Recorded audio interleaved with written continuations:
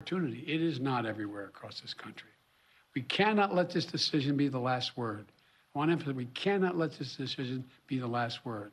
While the court can render a decision, it cannot change what America stands for.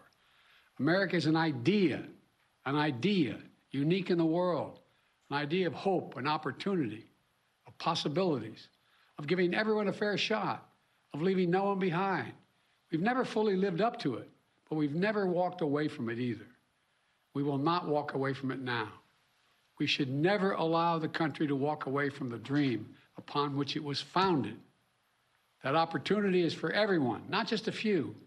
We need a new path forward, a path consistent with the law that protects diversity and expands opportunity. So today I want to offer some guidance to our nation's colleges as they review their admission systems after today's decision. Guidance that is consistent with today's decision.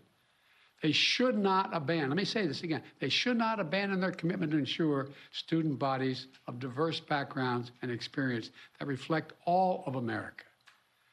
What I propose for consideration is a new standard, where colleges take into account the adversity a student has overcome when selecting among qualified applicants.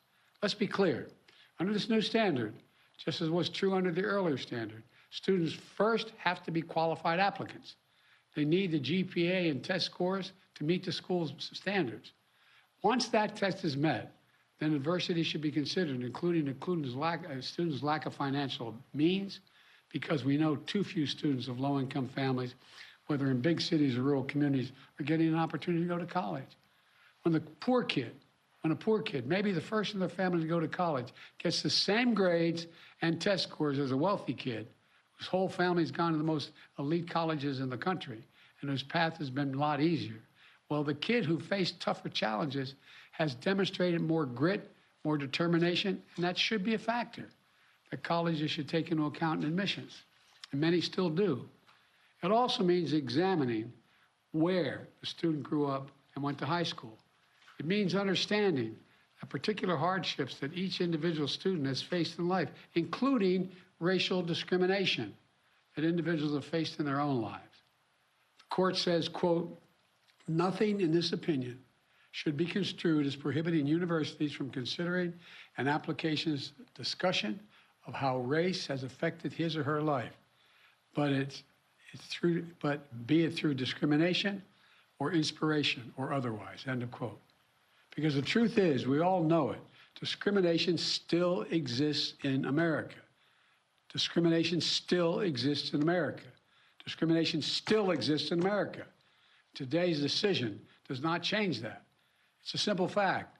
If a student had to overcome adversity on their path to education, the college should recognize and value that. Our nation's colleges and universities should be engines of expanding opportunity through upward mobility. But today, too often, that's not the case. The statistics, one statistic, students from the top 1% of family incomes in America are 77 times more likely to get into an elite college than one from the bottom 20% of family incomes. 77% greater opportunity. Today, for too many schools, the only people who benefit from the system are the wealthy and the well-connected. The odds have been stacked against working people for much too long. We need a higher education system that works for everyone, from Appalachia to Atlanta and to far beyond. We can and must do better, and we will. Today, I'm directing the Department of Education to analyze what practices help build a more inclusive and diverse student bodies and what practices hold that back. Practices like legacy admissions and other systems expand privilege instead of opportunity. Colleges and universities should continue their commitment to support, retain, and graduate diverse students and classes. And companies who are already realizing the value of diversity should not use this decision as an excuse to turn away from diversity either. We can't go backwards. I know today's court decision is a severe disappointment to so many people, including me. But we cannot let the decision be a permanent setback for the country. We need to keep an open door of opportunities. We need to remember that diversity is our strength. We have to find a way forward. We need to remember that the promise of America is big enough for everyone to succeed. You know, that's the work of my administration, and I'm always going to fight for that. And I want to thank you all. And I know you've been told I have a helicopter out there waiting to go up to do an interview in New York. I'll be talking more about this, a live interview. But thank you very much, and we're going to have plenty of time to talk about this. But we're not going to let this break us. Thank you. President Biden, the Congressional Black Caucus said the Supreme Court has thrown into question its own legitimacy. Is this a rogue court? This is not a normal court. Should there be term limits for the justices, sir?